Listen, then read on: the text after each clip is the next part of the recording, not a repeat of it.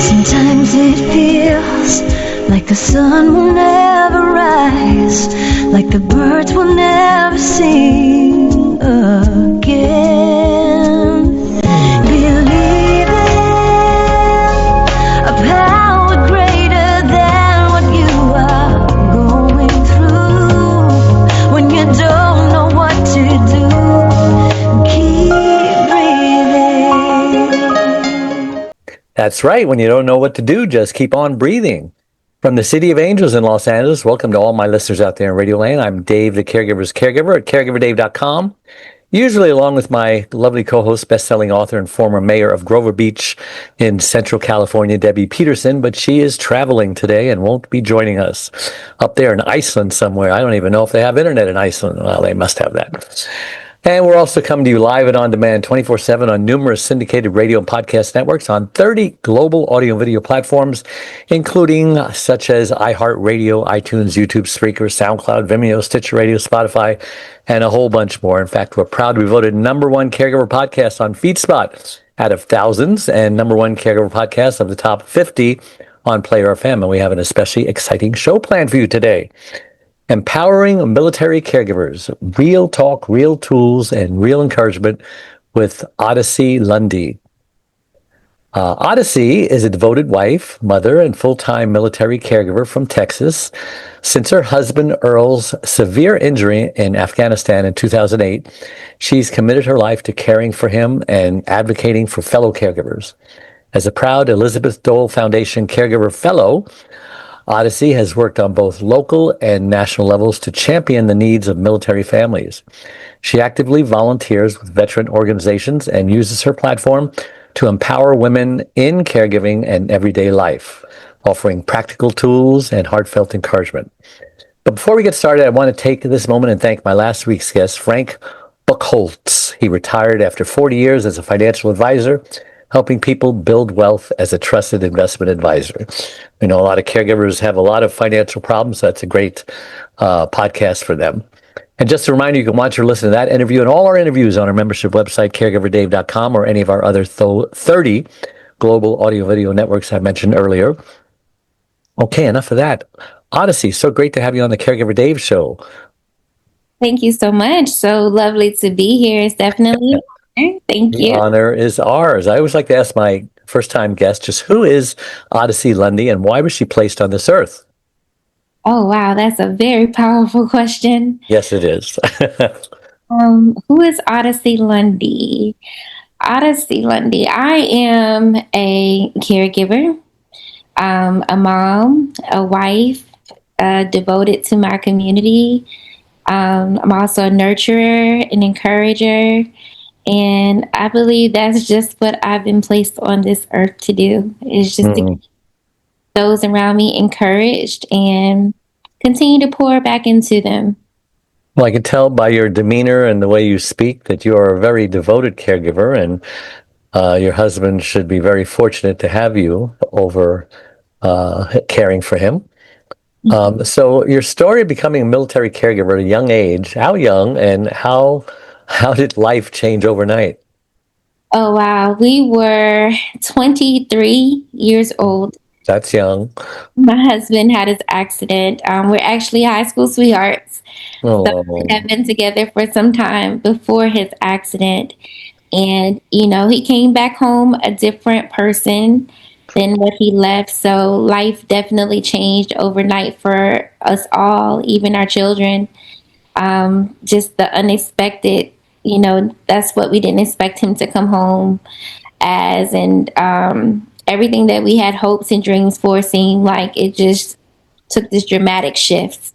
How long was he there?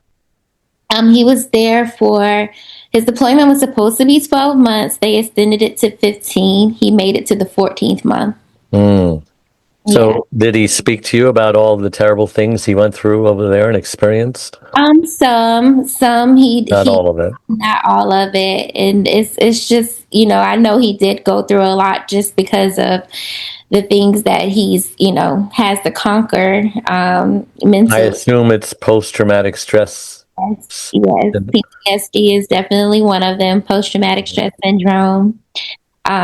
But yeah, he hasn't shared in its entirety, but I know enough to know that it was terrible. A lot of them go through denial that they don't have a problem. Is he past that point? Is he not denying that there's an issue? Yes, this accident happened in 2008. So Mm. we had some time to get past that point. It was kind of one of those things where I had to, kind of push him to seek help. But I'm so glad I Put a did. strain on your marriage, I assume? Oh yes, absolutely. Just for the fact of um, everything just changing so dramatically and trying to now Like a get, different person, huh? yeah, and trying to get in touch with now our new reality versus what it was before. Right. Mhm. Wow. You're pretty strong. And how old are the kids? How many you have? We have two, and they are now 19 and 22, and they were 2 and 5. Oh my. We had Are us. they okay? I mean, were they scarred by any of this? They gonna Um, be okay? yeah, there were some things that I can see, specifically in our older daughter. She was very attached to him when he came back. Mm. She was very attached. If he, had to go somewhere, she wanted to know, well, Daddy, what time are you coming back? If he wasn't there on that exact time, she wanted to call him. I could see like she was a little anxious about, her dad leaving and, coming back. So that's one of the things that I can see. But our son, he actually just joined the military himself. And now I'm a military mom. And our daughter, she's a college student. She's a junior in college going into her senior year. So they've overcome some things, and they're great kids. Was she instrumental in helping him to heal? Because obviously he must have remembered he had a good relationship with her and saw that that was different and wanted it back. Was that a motivation at all? Absolutely, absolutely. That was one of the things that I know he has talked about in his therapy sessions. Is just wanting to be better for his family, and be better for his children, and just conquer those things so that he could. One of the things is physically he wasn't even able to walk when he came back, and Wow. one of the things that kind of motivated him to push forward is that he just wanted to run around with his children again. So they definitely are big motivators to his healing. Was the trauma in months 13 and 14 or before that? It was in months four. It was in the 14th month is when he got Yeah. injured. So was he forced to go past the 12 months or does he have to or what? Well, it's military orders. So once he got those orders down the pipeline, they had to stay. His unit had to stay the 15 months. Wow. Mhm. Bummer. Yeah.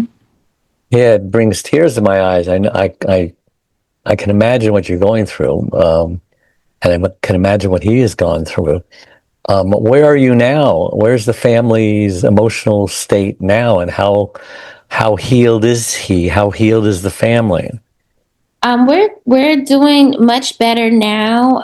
It's like I said, been just a journey. I think each day brings something different. Um, Still, huh? yeah, there's still triggers there. Mm, There's still things that we still have to that we're learning even now that we didn't know wow. affected us back then that we're learning now that are coming up as our children are now new adults. Things that we're learning now that this may have affected them this way that we didn't even recognize or realize. Yeah. And for us as well, because we were now my daughter's age when the accident happened. So we were still growing up ourselves. Wow. So yeah. So, I want to ask you the mental, emotional, and physical toll of long-term caregiving. What does it take now to be his caregiver versus before? So each day is different. He actually is in a better place physically, but then there are some days He's walking. he's walking. He is walking. Was he physically injured, or it was all emotional? Oh, he was physically injured. So Mm. He actually was injured by a vehicle of IEDs that parked outside of Mm. that he was in, and the house collapsed on him, and he was Oh. buried for 5.5 hours until they found him. So he Is he walking with a limp, or is he walking normally, or? does have a limp, and he also has injuries on his left leg where he had Mm. nerve injuries. So he can't feel like the bottom of his foot. If you looked at him, you may not know it, but he does still have physical injuries, literally from head to toe.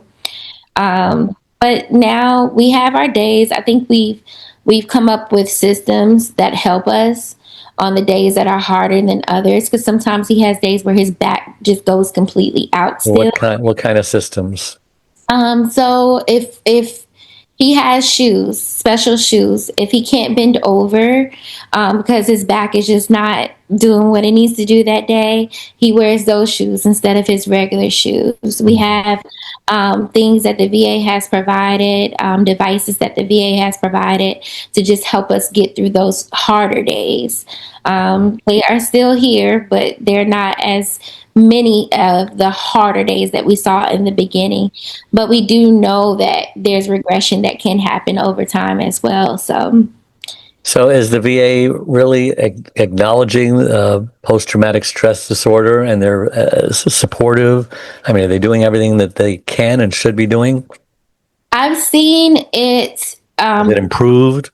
improve over time. In the beginning, I think because they were trying to figure out still what exactly is this PTSD, how affected have the soldiers been by this. I think that now they take it more serious than they did Yeah. back in 2008, 2009. Yeah, that was a rough year for everybody financially. I mean, the world was melting down, and we were one day away from all the ATMs shutting down. I know I lost a lot of money that year. How does this affected your finances?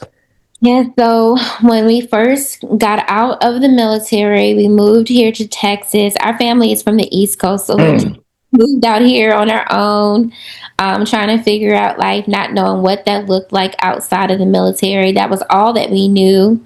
We Why went. didn't you go back east? Well, we wanted to try something different. We came out here to visit some of our family that we do have out here. Fell in love with Texas. Mm. And this is something that we prayed about, and we just felt like this is where God put us, and we've been here since then. We've been here since 2010. I hope none of those flash floods have affected you the last few days. Thankfully not, but we do have, communities out that way. Everyone seems to be okay, but it's just been devastating to hear. Yeah, that girls' camp is just tragic. Somebody lost. Yes, it is. So, how can caregivers rediscover their identity and purpose while caring for their loved ones? Since you're an expert now, I'm not at all by far. This is you're actually more of an expert than a lot of people.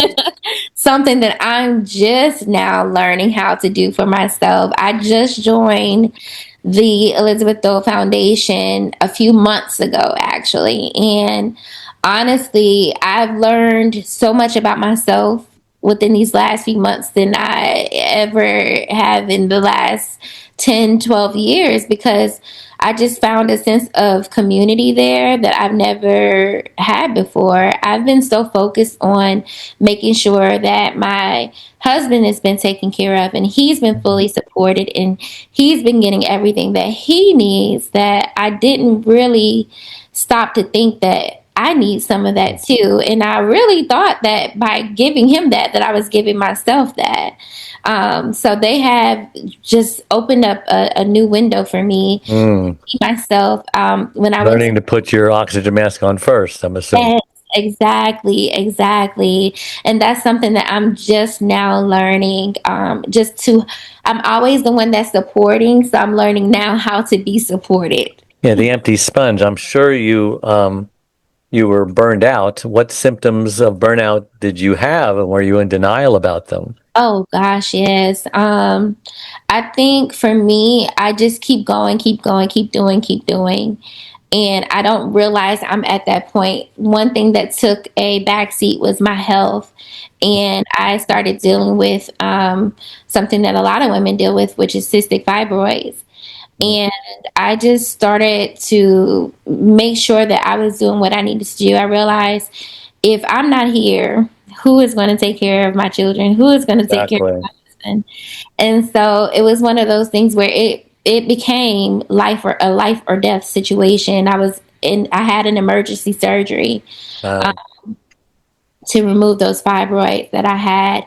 And I think at that moment, it really dawned on me that I have to make sure that I am paying attention to myself, because if it were my husband, I could see something that's wrong immediately.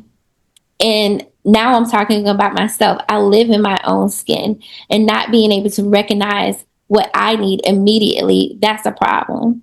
So And these so, are support groups, basically, right? oh, yes, yes, for sure. And Essential. yeah, it's very essential, and it's very essential to join one that caters to what exactly you need. Right. So for me, I didn't need just a session where we just talk about our issues or things like that. But with Elizabeth, though, nothing wrong with that, because that's necessary too. But what I found with them is that we are going to the capital to try to make changes for other caregivers, and also just being seen in a different way. When I would hear their stories, it didn't correlate to me that the things that I was doing was not normal. This is not everyday things. This is not something that a regular 23-year-old wife Mm. would normally do or normally go through, until I heard their stories. And this was just a few months ago. And I'm thinking, oh my gosh, okay, I guess I am doing something. And for a while, I did not even register that I was an actual caregiver. I thought I was just being a wife, and really just fulfilling my vows as a wife through sickness and through health. Yeah. Not realizing that, no, I'm actually a caregiver. And that opened up another door to say, since I am a caregiver, these are the resources that we have for us. Yeah, I didn't even know what a caregiver was when my wife had a stroke until somebody told me, "You're a caregiver." I'm a what? Yeah, you don't and identify it. and I Yeah, found something in my pocket inviting me to a caregiver support group. I didn't even know what that was, but I went, figured yeah, somebody, and I learned I had to put my oxygen mask on first. I had permission to be quote unquote selfish, which was yeah, a dirty word, you know. yes, But caregivers are so selfless that right, even if the pendulum goes all the way to the middle, right. that's necessary. That caregivers need to be selfish in order to survive. I did a TED talk on that title. That's so good. That's so good. Let's Yes, talk about your faith. yes. How has that helped, which I assume it has, and how do people get along without it? Listen, I don't know how they get along without it, because I know I could not. But my faith has Me too. been my foundational piece. It's just been what I've been anchored to. Anytime I felt like I can't, there are scriptures that I live by. Don't grow weary in doing what is right. Just things that I keep, being reminded of to help me get through the hardest of days, and also to continue to pour into my children and pour into my husband as well when they're having hard days, when he feels like giving up, just making sure that I'm filling up in that way. That's been the one constant thing that I can honestly say, before receiving any outside support, that I have been maintaining since I was younger. So Mhm. that's been my everything, the one thing that I hold on true. Yeah, and I'm sure they look at you and maybe want what you want. I mean, is the whole family got a lot of faith, the kids and your husband? Yes, All go to church on Sunday? we do. Good, good, Yes, we good. do. It's one of those things that, with everything else that has changed, we've been consistent with that. Wow. So, are there tips for navigating the VA systems since that's kind of different from everything else? So, I mean, each state I think is different. Texas does have or Houston does have one of the biggest VA systems. With navigating them, I would say document everything, hold on to all your paperwork, advocate for the person that you're caregiving for. What we found and have witnessed is that we do see a difference in the people that have people there to advocate for them versus someone that's going there alone. There's been situations where I've even kind of stepped in for other veterans that don't really have that support to help guide them through the system, or help the doctor to know that they're not alone. They have someone here that's advocating for them, and for Yeah. whatever reason, they respond a lot better to that. So just Is he on permanent disability? yes, he is. He Good, is. good. Hmm. That helps too, I'm assuming. Yes, it does. It 'Cause does. you guys are still young in your 30s or 40s, right? Yes, 40, Yeah, just turned 40. yeah, I used to be 40, 31 years ago. Yeah. You look Well, great. thank you, thank you. My grandmother had wonderful skin, and I think Yes, been I hearing it. inherited that from her. So the role of advocacy, why speaking up for caregivers is so important. Now that you're working with Elizabeth Dole, Hmm. uh, what do? You go out and you tell people about what? I do. So, first of all, working with this organization under a name such as Senator Elizabeth Dole is just absolutely amazing. I'm just so in She's awe of. still alive, right? It's her Yes, husband that died, oh, she is doing great. She and actually, active and everything. yes, she came out and met all of us new Mm. fellows. She sat with us, spoke with us, learned our stories. She's very much involved in everything that we do, and just her story alone has just, it's just amazing. She's just a wonderful woman, a powerful woman, and just She could have been president. I would have voted for her. for sure, for sure. And I think anything that she, says she's going to do, she actually does it. And Mm. that's just been amazing to sit under someone like that. And just to be involved in this, it just gives me the motivation to do it even more. But that's what we do. We go out and we advocate for caregivers. There are a lot of caregiver groups, or I'll say veteran groups, but this one is different in a way of they just focus on the caregivers, and not just on spouses that are caregivers, but anyone who's a caregiver, including the children.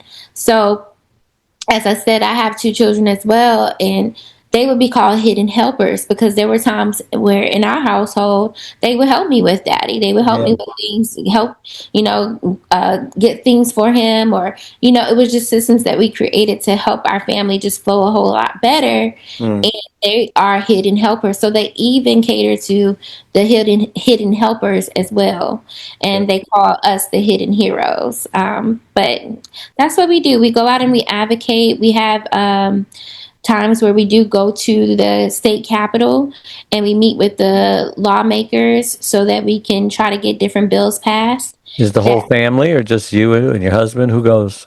I'm just me as a caregiver, as a Okay. fellow. Yes, as the fellow, but they are opening up another sector of it for the children, where they'll have access to different things as well. Mm. Who watches your husband when you go? So we have a family here. Mm. My son, he's military, but he's not active duty. He just does weekend drill Mm. as of right now. So he's actually here. He lives with us. So we Okay. always have something set in place to make sure he's okay. And everyone has a good relationship with your husband, his kids. Yes, yes. Good, good, good. I assume that's a great relief to him that he has his family there.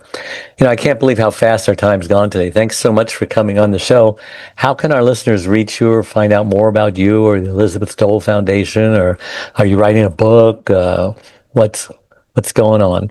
Eventually, the book will come, but for now, Elizabeth Dole, they have a website. It's just elizabethdolefoundation.org. And you can go on there and learn about all that is offered. They do offer financial grants, they offer mental health support, and so many different things for support for the caregivers and the children of caregivers as well. That's amazing. Yeah. And I would like to say that my best-selling book, It's Your Life Too, How to Survive and Thrive as a Caregiver, is available wherever books are sold and also on my free membership website, caregiverdave.com.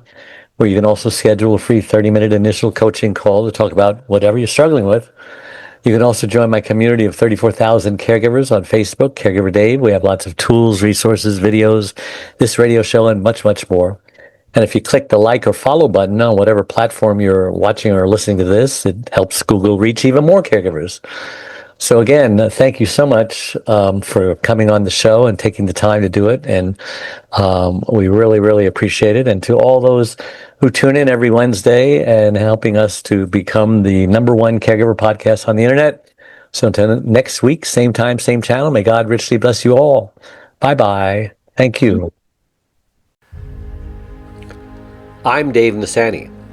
My 4th book, Secrets from the Hammock, Uncommon Wisdom for Uncommon Times, is a #1 bestseller on Amazon.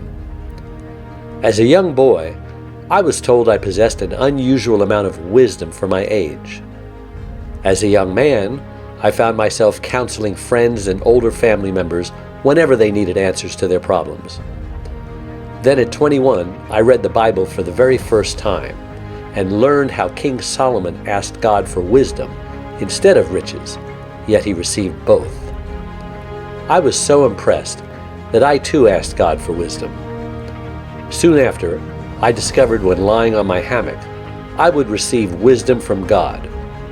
This book is the result of my passion to share with the world wisdom's tremendous benefits.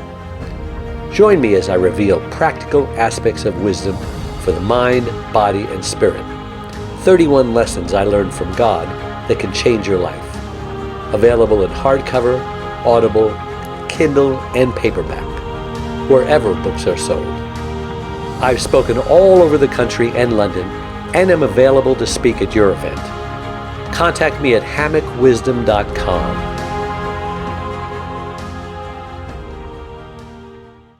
One Arm, One Leg, 100 Words, Overcoming Unbelievable Hardships is about Charlene, a stroke survivor. Back in 1996, Charlene was a healthy, normal, very active 52-year-old woman whose amazing talents resemble that of both a Martha Stewart and a Wonder Woman. But all that changed when she suffered a massive stroke that left her severely speech impaired and paralyzed on the right side. Who am I? My name is David. I've had the privilege of being Charlene's husband since 1975. We had a wonderful fairy tale storybook-like courtship that culminated in our marriage a year later. Charlene had just come out of a marriage where after 10 years, she received 2 black eyes and a broken nose by her former husband when he came home high on speed. Charlene believed in no second chances of any kind for abuse, so she left. Finding herself all alone in the world with her 5 and 10-year-old daughters Cynthia Lorraine and Deborah Lynn, she started raising them by herself for the next 2 years. Then fate brought us all together. After falling in love with Charlene, Cindy, and Debbie, our love then produced Rebecca Elizabeth. We had a wonderful, normal life for the next 20 years. But today, things are very different for everyone. How about the reaction of 9-time Grammy and Dove Award recipient, the godfather of contemporary gospel Christian music, Andre Crouch? Charlene just won't let the promises of God go, and she has not let her circumstances get in the way of her faith. She's not just a survivor, she's more than a conqueror, as the Bible states. You'll be encouraged by her testimony, regardless of what you're going through. Available everywhere. Sometimes it feels like the sun will never rise, like the birds will never sing again.